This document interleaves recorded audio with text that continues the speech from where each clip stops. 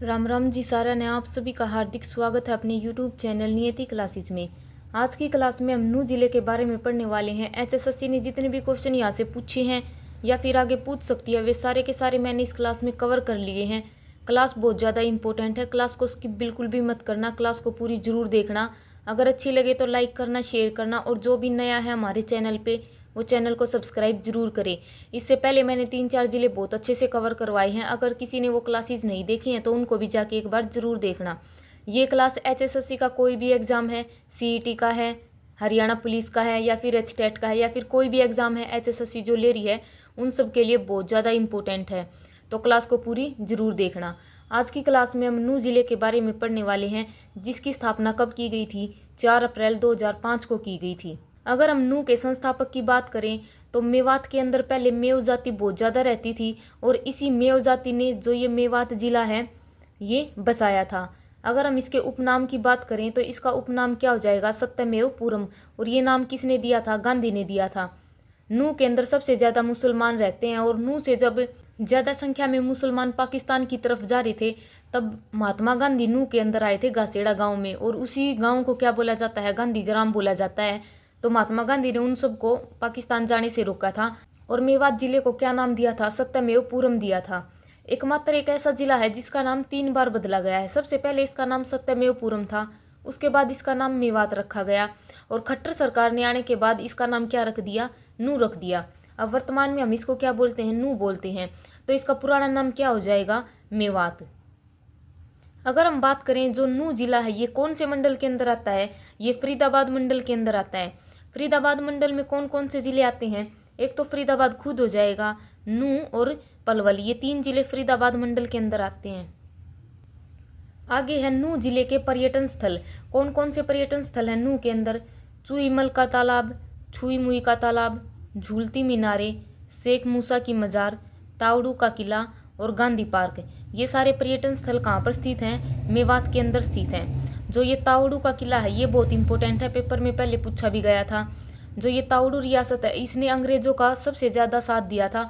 जींद, नाभा, पटियाला, तावड़ू, इन सब ने जो 1857 की क्रांति हुई थी उसमें अंग्रेजों का साथ दिया था। तो ये क्वेश्चन पेपर में पूछा जाता है कि निम्नलिखित में से किसने अंग्रेजों का साथ दिया था? तो याद रखना तावड़ू जो है उसने अंग्रेजों का साथ दिया था। नू के अंदर कौन कौन सी झील स्थित हैं? उजीना झील, चंदेली झील, कोटला झील। कोटला झील इंपॉर्टेंट है, बार बार पेपर में पूछी जाती है कि कोटला झील किस जिले के अंदर स्थित है? तो कौन सा हो जाएगा? नू जिला। आगे है शिक्षण संस्थान। नू के अंदर कौन सा शिक्षण संस्थान है? शहीद हसन खां मेवाती कॉलेज कहाँ पर है? नलहर मेवात के अंदर स्थित है। एग्जैक्ट नाम याद रखना क्योंकि ये नाम पूछा जाता है। तो नलहर मेवात के अंदर स्थित है शहीद हसन खां मेवाती कॉलेज। आगे है नू के अंदर एक नया उत्कृष्टता केंद्र खोला गया है प्याज का। तो प्याज उत्कृष्टता केंद्र कहाँ पर स्थित हो जाएगा? पिनगवा गांव है नू का, वहाँ पर खोला गया है। ये सारे पहले क्लासेस करवाई तब बताए थे। सब्जी उत्कृष्टता केंद्र कहाँ पर है? घरोंडा करनाल के अंदर है। फल उत्कृष्टता केंद्र कहाँ पर है? मजियाना सिरसा के अंदर है। फूल उत्कृष्टता केंद्र कहाँ पर स्थित है? मुनीमपुर झज्जर के अंदर स्थित है। और शहद या फिर मधुमक्खी उत्कृष्टता केंद्र कहाँ पर हो जाएगा? रामनगर कुरुक्षेत्र के अंदर है। क्लास को ज़्यादा से ज़्यादा शेयर करना, अगर अच्छी लग रही है तो लाइक करना, शेयर करना और कमेंट जरूर करना। आगे है 2011 की जनगणना के अनुसार सबसे कम साक्षरता वाला जिला कौन सा हो जाएगा? नू जिला हो जाएगा। सबसे कम पढ़े लिखे कहाँ पर हैं? नू जिले के अंदर हैं। सबसे अधिक साक्षरता कौन से जिले की हो जाएगी? गुरुग्राम की हो जाएगी। सबसे ज़्यादा पढ़े लिखे कहाँ पर हैं? गुरुग्राम के अंदर हैं। हरियाणा की साक्षरता कितनी है? 75.5% है। और इस तरह के क्वेश्चन पेपर में पूछे जाते हैं। पिछली बार के जो CET का पेपर हुआ था उसमें पूछ रखा था कि भारत की साक्षरता दर कितनी है, पृथ्वी की त्रिज्या कितनी है। तो इस तरह के क्वेश्चन जो हमें ये लगता है कि पेपर में नहीं आ सकते वे क्वेश्चन पेपर में पूछ लिए जाते हैं, तो इन सबको ध्यान रखना। सबसे कम साक्षरता नू जिले की है, सबसे अधिक साक्षरता गुरुग्राम जिले की है। और हरियाणा की साक्षरता कितनी हो जाएगी? 75.5% हो जाएगी। सबसे अधिक लिंगानुपात किस जिले का है? नू जिले का है। जहाँ पर सबसे कम पढ़े लिखे हैं वहीं पर सबसे ज़्यादा लिंगानुपात है। जहाँ पर सबसे कम लिंगानुपात है वहाँ पर सबसे ज़्यादा पढ़े लिखे लोग हैं।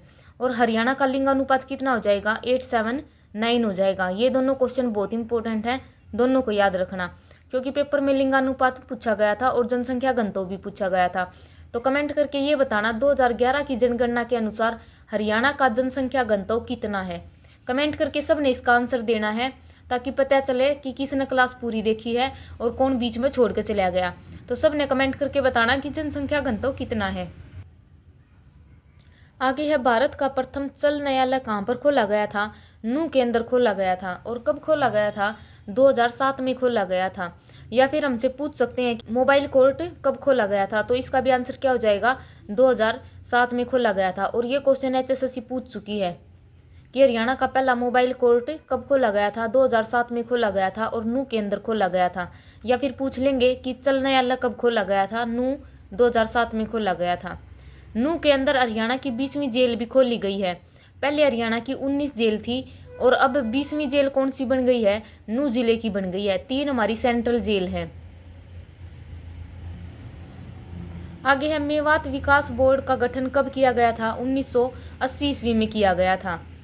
जो मेवात विकास बोर्ड है इसके अध्यक्ष कौन है? CM होते हैं। और वर्तमान में हमारे CM कौन है? नायाब सिंह सैनी। जितने भी बोर्ड हैं उन सब के मोस्टली के अध्यक्ष हैं वे मुख्यमंत्री होते हैं। लेकिन जो कुरुक्षेत्र विकास बोर्ड है उसके जो अध्यक्ष हैं वे कौन है? राज्यपाल है। तो याद रखना, ये क्वेश्चन पेपर में यही पूछा जाता है कि कुरुक्षेत्र विकास बोर्ड उसके अध्यक्ष कौन होते हैं। ऑप्शन मिलेंगे राज्यपाल, मुख्यमंत्री, इस तरह। तो याद रखना, मेवात विकास बोर्ड है इसके अध्यक्ष कौन है? मुख्यमंत्री हैं। कुरुक्षेत्र विकास बोर्ड के अध्यक्ष कौन होते हैं? राज्यपाल होते हैं। जो शीतला माता साइन बोर्ड है जिसकी स्थापना 1991 में की गई थी उसके भी अध्यक्ष कौन है? मुख्यमंत्री होते हैं। आगे है, भारत का पहला कंट्री क्लब कहाँ पर खोला गया था? नू के अंदर खोला गया था। हरियाणा के प्रथम सूफी संत कौन है? शेख मुहम्मद तुर्क। और इनका संबंध कहाँ से है? नू जिले से है। तो याद रखना, ये क्वेश्चन भी बार बार पेपर में पूछा जाता है। हरियाणा के प्रथम सूफी संत कौन है?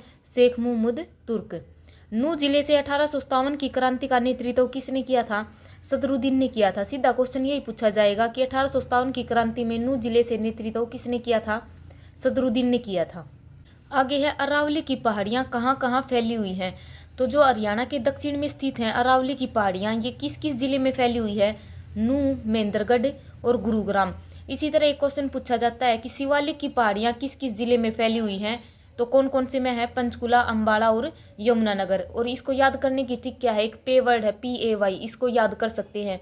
पंचकुला, अंबाला और यमुनानगर। अरावली की पहाड़ियाँ कहाँ कहाँ हैं? नूह, महेंद्रगढ़ और गुरुग्राम। सबसे मेन कौन सी है? महेंद्रगढ़ है, क्योंकि यहाँ पर महेंद्रगढ़ के कुलताजपुर गांव में अरावली की पहाड़ियों की सबसे ऊंची चोटी है डोसी की पहाड़ी, 652 मीटर है।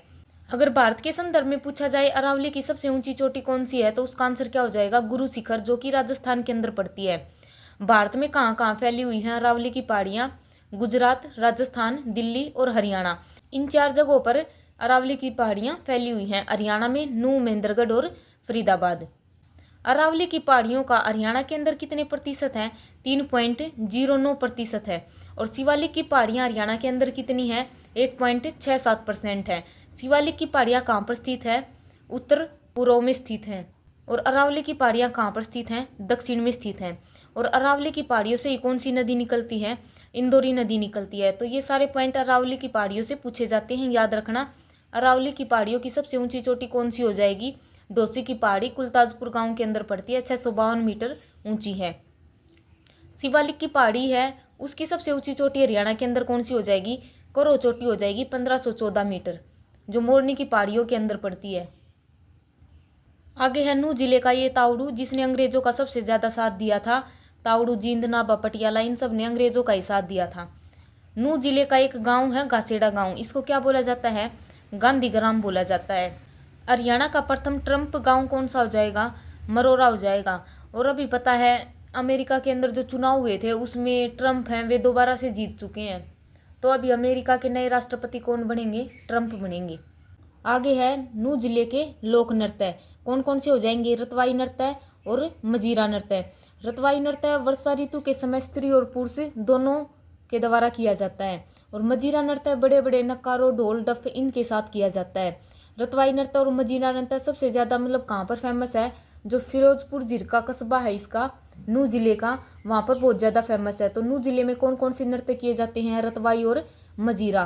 तो याद रखना, जो नूह जिले का कस्बा है फिरोजपुर जिरका है, ये हरियाणा का सबसे दक्षिणी कस्बा है। सबसे दक्षिणी जिला हरियाणा का कौन सा हो जाएगा? नूह। और उसमें भी कौन सा है? फिरोजपुर जिरका। और फिरोजपुर जिरका में भी कौन सा हो जाएगा? अगर गांव पूछा जाए तो दोहा गांव हो जाएगा। तो ये बहुत इंपॉर्टेंट क्वेश्चन है, याद रखना। हरियाणा का सबसे दक्षिणी कौन सा हो जाएगा? नूह, फिरोजपुर जिरका, दोहा गांव। आगे है 1266 से लेकर 1287 तक बलबन का शासन रहा था। और उस बलबन के शासन में इसने क्या किया था? जो मेवात में घने सारे जंगल थे, उसने उन जंगलों में आग लगवा दी थी, जंगलों को कटवा दिया था। और मेवातियों को मारने के लिए इसने कौन सी पॉलिसी शुरू की थी? ब्लड एंड आयरन पॉलिसी शुरू की थी, लो और रक्त की नीति शुरू की थी। तो यहाँ से यही क्वेश्चन पेपर में पूछा जा सकता है कि बलबन ने मेवातियों को मरवाने के लिए कौन सी पॉलिसी शुरू की थी? ब्लड और आयरन की पॉलिसी शुरू की थी। बलबन ने गुड़गांव के अंदर कौन सा किला बनवाया था? गोपालगिरी का किला बनवाया था। ये क्वेश्चन पहले एचएसएससी ने बहुत बार पूछ लिया कि गोपालगिरी का किला कहाँ पर है और ये किसने बनवाया था? बलबन ने बनवाया था, गुरुग्राम के अंदर बनवाया था। बलबन से एक दो क्वेश्चन एसएससी में ये पूछे जाते हैं। जो तुर्कान चिहलगानी थी, जिसका निर्माण किसने किया था? इल्तुतमिश ने किया था। उसको नष्ट किसने किया था? बलबन ने किया था। सिजदा और पैबोस प्रथा ये भी किसने शुरू की थी? बलबन ने शुरू की थी। सिजदा का मतलब जो भी दरबार में आएगा वो सिर झुकाकर आएगा। पैबोस का मतलब क्या था? कि जो भी दरबार में आएगा सिर झुकाकर पैरों को चूमेगा। तो सिजदा और पैबोस प्रथा ये भी किसने शुरू की थी? बलबन ने शुरू की थी। तुर्कान चिहलगानी का विनाश भी किसने किया था? बलबन ने किया था। और हरियाणा के अंदर गोपालगिरी का किला भी किसने बनवाया था? बलबन ने बनवाया था। आगे एक ये बहुत इंपॉर्टेंट क्वेश्चन है, नूह जिले के अंदर कोई भी विधानसभा की आरक्षित सीट नहीं है। अभी तक हम क्या पढ़ रहे थे कि विधानसभा की 90 सीटें हैं, 90 में से 17 सीटें हरियाणा की जो आरक्षित हैं। और नूह एक ऐसा जिला है जहां पर विधानसभा की कोई भी आरक्षित सीट नहीं है। हरियाणा के 5 ऐसे जिले हैं जहां पर विधानसभा की कोई भी आरक्षित सीट नहीं है। पाँचों के पाँचों पेपर में पूछे जाया करें। क्वेश्चन क्या होगा? निम्नलिखित में से कौन सा ऐसा जिला है जहां पर कोई भी आरक्षित सीट नहीं है? तो याद रखना, नूह जिला है, वहां पर कोई भी आरक्षित सीट नहीं है। 5 जिले कौन कौन से हैं? महेंद्रगढ़, दादरी, पंचकुला, फरीदाबाद और नूह। ये 5 जिले ऐसे हैं हरियाणा के जहां पर कोई भी आरक्षित सीट नहीं है। नूह जिले के अंदर ही हरियाणा का पहला वाहन कबाड़ केंद्र भी खोला गया है। ये भी क्वेश्चन बहुत इंपॉर्टेंट है, याद रखना। ये थी जी आज की हमारी क्लास कैसी लगी कमेंट करके जरूर बताना। ज़्यादा से ज़्यादा शेयर करना और जो भी नया है वो चैनल को सब्सक्राइब जरूर करें। धन्यवाद।